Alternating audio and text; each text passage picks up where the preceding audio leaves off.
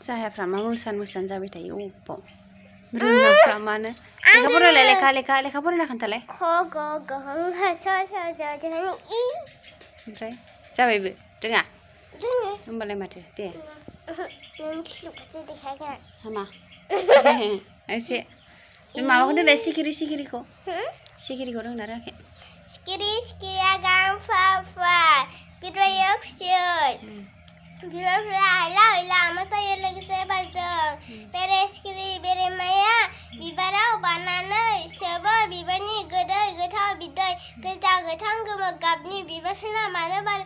बेरे सिखिरि आरो बेरेमानि गोसोखौ रंजाहोनो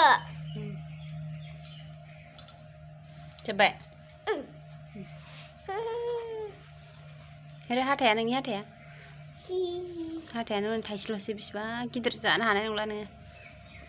हायो हाथायाव माबा नांनानै दङ गोसोमनो